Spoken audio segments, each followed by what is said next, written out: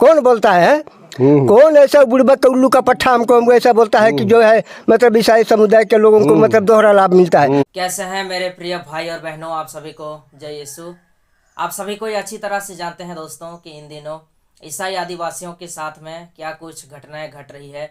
Delisting का बात हो रहा है, जातिगत पहचान खत्म करने की बात हो रहा है और यहाँ तक कि दोहरा लाभ ले रहे हैं ऐसा कहकर झूठा आरोप लगाया जा रहा है। तो आज एक पत्रकार पहुंचता है इंटरव्यू लेने ऐसा एक ईसाई आदिवासी चाचा के पास, और उस चाचा ने जो लोग ईसाई आदिवासियों का विरोध करते हैं उनको इतना धोता है कि उनका मुंह पूरा बंद हो जाता है। दोस्तों आइए हम लोग उस चाचा का मुंह से सुनते हैं कि जो लोग इस प्रकार से आरोप लगाते हैं उनको लेकर क्या कुछ कहते हैं।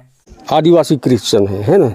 हाँ, आदिवासी क्रिश्चियन बने उरांव से कन्वर्ट होकर क्रिश्चियन बने हैं, है ना, जिसको आदिवासी क्रिश्चियन बोलते हैं। तो अभी क्या है कि कुछ नेता लोग का कहना है कि जो आदिवासी हैं और क्रिश्चियन बन गए हैं उनको दोहरा लाभ मिलता है, सरकार की तरफ से भी मिलता है और मिशन से भी मिलता है, इसलिए उनकी तरक्की हो गई है, इसलिए उनको डिलिस्टिंग करो को मतलब आरक्षण हटा दो, रद्द करो।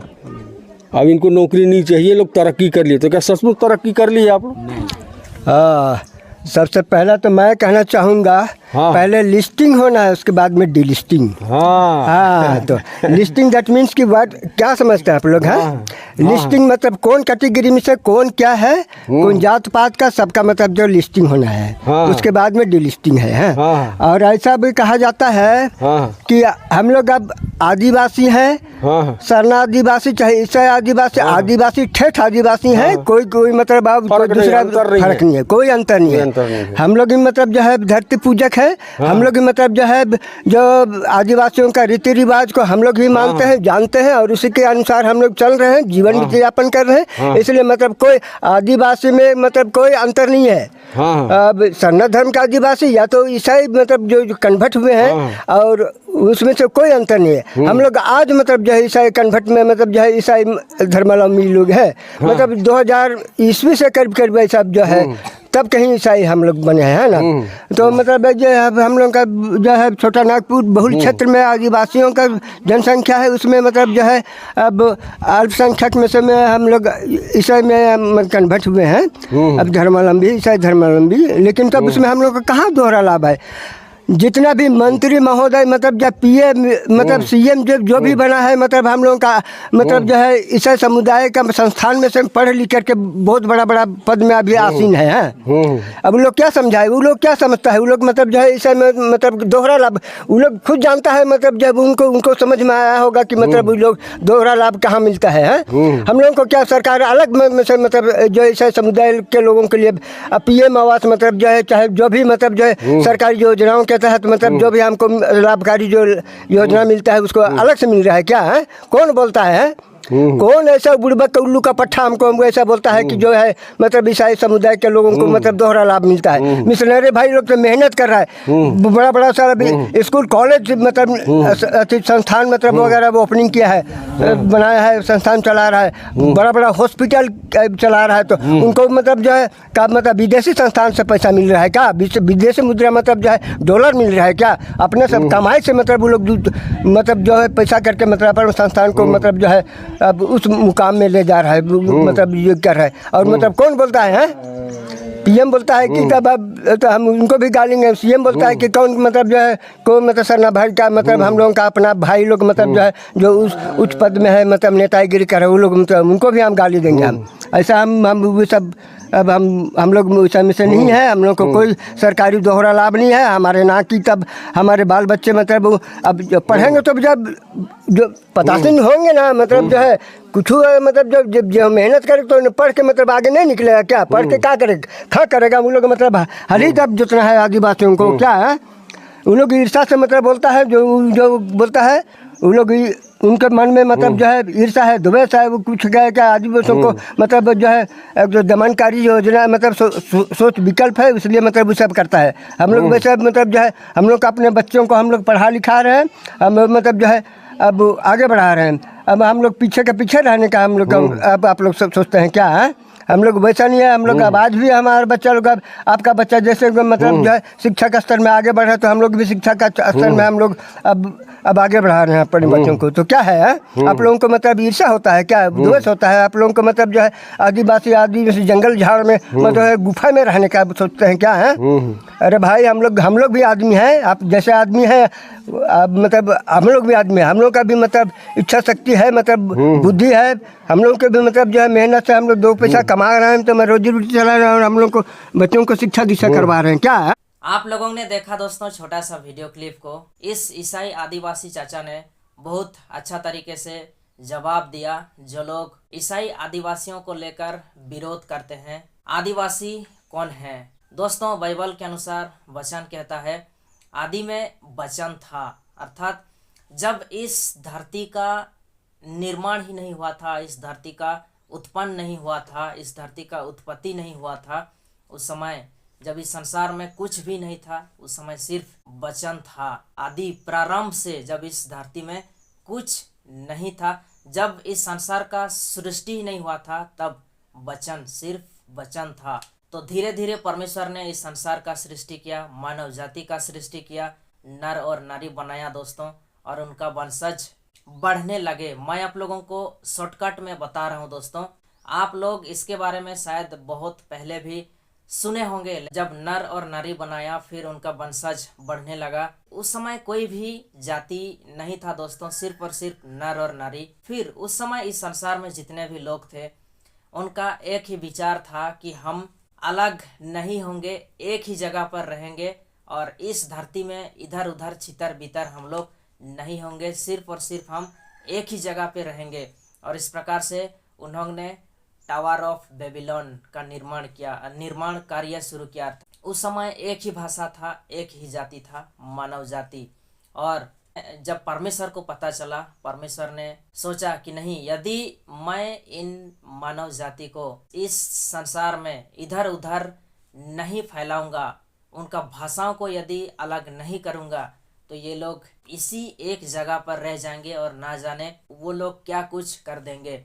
फिर परमेश्वर ने सभी लोगों का भाषा को बदल दिया और लोग एक दूसरे का भाषा को ही नहीं समझ पाए। कोई यदि ईंट मांगता था तो पत्थर देते थे, कोई यदि बालू मांगता था तो सीमेंट देते थे। इस प्रकार से कोई किसी का भाषा नहीं समझ पाया और इस प्रकार से लोग वहाँ से छितर बितर होकर इस संसार का चारों ओर फैल गए। फिर अपने अपने भाषा के हिसाब से जाति बना और अपना अपना जाति के हिसाब से परंपरा भी बना। लोग अपना अपना जाति के हिसाब से अपना अपना परंपरा भी बनाए दोस्तों।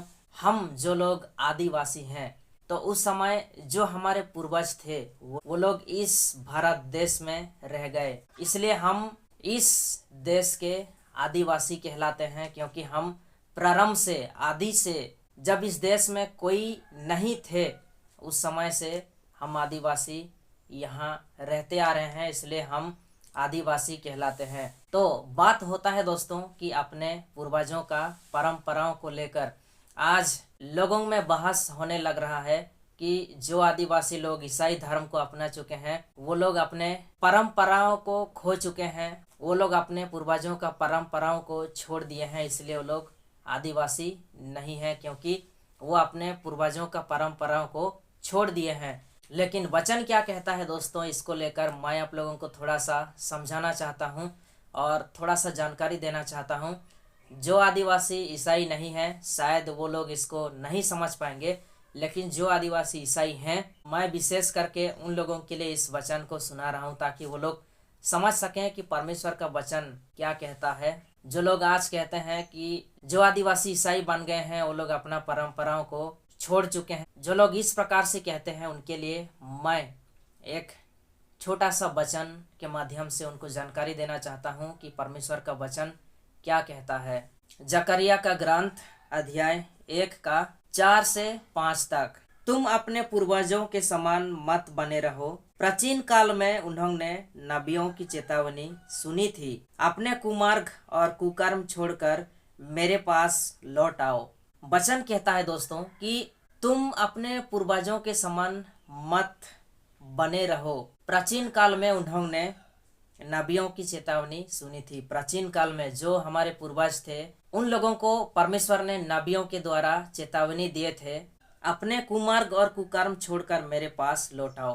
परमेश्वर ने प्राचीन काल में जो हमारे पूर्वज थे उनको नबियों के द्वारा यह चेतावनी दिए थे कि तुम अपने कुमार्ग और कुकर्म को छोड़ के मेरे पास लौट आओ, अर्थात तुम जो परंपराओं को मानते हो, जिस कुमार्ग पर चलते हो, उसको छोड़कर मेरे पास लौट आओ। किंतु प्रभु का कहना है कि उन्होंने ना सुना ना कुछ ध्यान दिया था। लेकिन प्रभु कहते हैं कि उन्होंने ना तो कुछ सुना और ना ही उन्होंने इस बात पे ध्यान दिया था। अब तुम्हारे वे पूर्वज कहाँ हैं और क्या वे नबी आप तक जीवित हैं? परमेश्वर इस वचन के माध्यम से सवाल करते हैं, अब तुम्हारे वे पूर्वज कहाँ हैं और क्या वे नबी अब तक जीवित हैं? जो नबियों के द्वारा परमेश्वर ने हमारे पूर्वजों को चेतावनी दिए थे, क्या वे नबी अब तक जीवित हैं? बिल्कुल नहीं दोस्तों। क्या हमारे पूर्वज अभी तक जीवित हैं? बिल्कुल नहीं दोस्तों। किंतु जो चेतावनियां और विधान मैंने अपने नबियों के द्वारा दिए थे, क्या वे तुम्हारे पूर्वजों के लिए सच सिद्ध नहीं हुए? परमेश्वर फिर से वचन के माध्यम से आगे और हमें यह कहते हैं दोस्तों कि जो चेतावनी और विधान परमेश्वर ने नबियों के द्वारा दिए थे, क्या वो सच प्रमाणित नहीं हुआ? उन्होंने तो पछतावा किया और स्वीकार किया कि हमारे बुरे चल चलन के कारण जैसा दंड विश्वमंडल के प्रभु ने देने की चेतावनी दी थी, वैसा ही हमको मिल गया है। जो हमारे पूर्वज थे उन्होंने स्वीकार किया, पश्चाताप किया कि जो चेतावनी परमेश्वर ने नबियों के द्वारा दिए थे वैसा ही हुआ, वैसा भी दंड मिल गया।